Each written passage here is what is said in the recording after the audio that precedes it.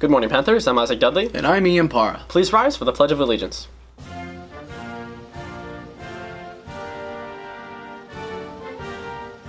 I pledge allegiance to the flag of the United States of America and to the republic for which it stands, one nation, under God, indivisible, with liberty and justice for all.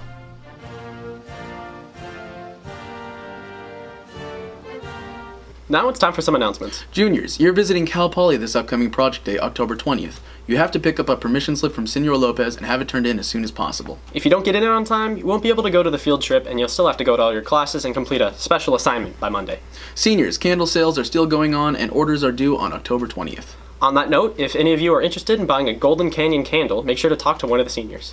If you're interested in sitting in on a college rep visit, there are still a few more coming up. CSU Sonoma and CSU Bakersfield are still up for grabs, so make sure to talk to Ms. Chung if you're interested. This week, most short-term college classes are starting. If you think you signed up for one, make sure to check your West Hills College portal. Journalism is hosting a raffle for the month of October. Tickets will be sold by journalism students for $1 each. Baskets include baked goods, Halloween, Moana theme, and more.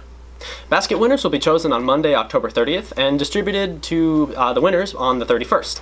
A roster of the journalism students will be posted in Ms. Pathel's classroom so you can see who to buy tickets from. Next week is the beginning of Fall Spirit Week. From Monday through Friday, dress-up days will be held. On Wednesday, our first rally will be taking place in the arena, put together by our leadership class and hosted by our rally commissioner, Cody Wild. Finally, the week will conclude with a Halloween dance, which will be taking place on the 27th. It'll be at the Lemoore Train Depot from 7 to 9:30 p.m. Bring your friends in a costume. It'll be $5 to get in. However, you should bring a little extra to purchase food and snacks during the event. If you'd like to bring a guest from a different school, you need to fill out a bid request form by October 24th, or they will not be allowed to come. Now, we send you to A Word With You, hosted by Alex Panthera. Gun control is easily one of the most heated debates in modern-day America. Events such as the recent Las Vegas massacre rekindle arguments on both sides, never letting it die off. On the night of October 1st, a gunman opened fire on a crowd of concert attendees from the 32nd floor of the Mandalay Bay Hotel, killing 58 and injuring 489.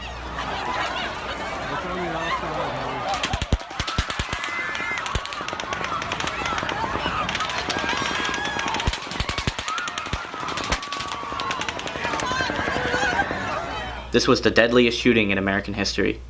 The shooter killed himself after firing into the crowd for around 10 minutes with fully automatic weapon speeds thanks to the shooter's bump stocks.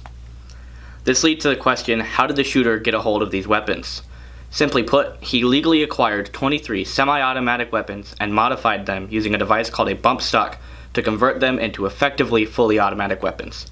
A bump stock moves the entire stock of the weapon to allow close to automatic fire with a semi-automatic weapon, and they are legal to own at the federal level.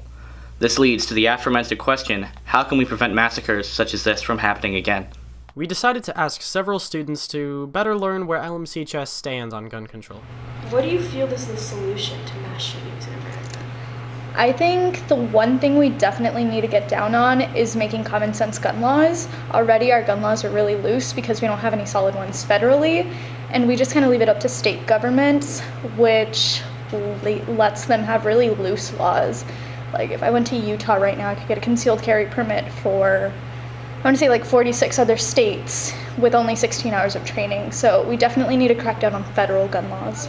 Okay, so there's not a really concise answer. Yeah, there are like some answers, but it's like solving world hunger. It's like you want to solve it, but there's not really one simple solution to a complex problem. So I don't know, maybe one step is stricter gun laws. Making it not necessarily harder, but making sure that you're giving a gun to like the right person. Their intentions aren't bad. So yeah. Just like, do you think that there's a problem, or do you think that there are just certain people that are the problem? For me personally, I shoot guns. I can go out and have a fun, mature time with them. If I respect the firearm, we have fun, we're safe. But when people use it in a way where they want to cause harm, or when they're stupid with a gun, that's when there's issues. I don't think it's a gun that's the issue. I think it's people who are wanting to hurt others, or who just aren't right in the head, who go out and think, oh, it's going to be fun to go and kill people. That's when there's issues. Should the Second Amendment protect semi or fully automatic firearms? So at this moment, fully automatic firearms are illegal in the United States under civilian ownership. So already civilians aren't supposed to be owning fully automatic weapons, but we can use semi-automatic, which means that however fast I can pull the trigger is how fast my bullets will come out, depending on how many bullets are in a magazine. And so essentially, if you can rig that to whichever speed you want, you do have an automatic gun, which is illegal. So I don't think they should be protected because they're supposed to be used in a war, but at the same time, why? I don't think they should protect semi-automatic because, or wait, no, what's the other one? Fully automatic? Fully automatic, because if you, let's say that you have a gun and you're like, oh, I need it for protection from wild animals, then you don't need to have several bullets go at once. So I feel like that's a little unnecessary. But semi-automatic, I mean, yeah, because for that reason, my political science teacher needs a gun to protect herself because she lives in the country and there's animals. But she's really little, so I don't think she'd need a big automatic, right? Automatic gun for one animal. So I don't know. I think it's pretty excessive or unnecessary. So. And does the United States government effectively control its firearms? No. We have a universal background check that goes through the FBI. And, it's a good idea to have a universal background check, but it's supposed to be an FBI agent is assigned X amount of cases or applications for guns and permits, and they're supposed to review them. They're supposed to do background checks and mental health history checks and stuff like that, or something like that. And it's just really loose because what they've done is they've created an algorithm, and so they just throw it into the algorithm, and it's oh, you haven't done this, check, you haven't done this, check, you've done this, check. And it's just really loose and impersonal, which I think is the opposite of what we should be doing in terms of gun control. I think it depends on the state. California is pretty tight, and other states aren't as tight. But some states do good, and then other states do not so good. It really depends, case by case, I guess. No, not really. Because of the incidents that we've had so far, even within the past year, we shouldn't have incidents like that, and it's really sad to think that one weapon can destroy so many lives. And so no, my answer is no on that one. Just yeah. Should individuals be limited to the amount of guns they own? I think, like I said earlier, if someone is safe and mature with their firearms, then that shouldn't be an issue. But if they aren't safe and mature, then they shouldn't have a gun in the first place. Should the federal government implement competency tests and licenses? I think so, yes. For example, I think it was a Sandy Hook shooter. He didn't own guns, but his mother owned guns, and he had a mental illness. And so obviously his mother probably went through the proper background checks, got her permits legally and such. So the guns were legal, but under his possession they weren't legal because they weren't under his name.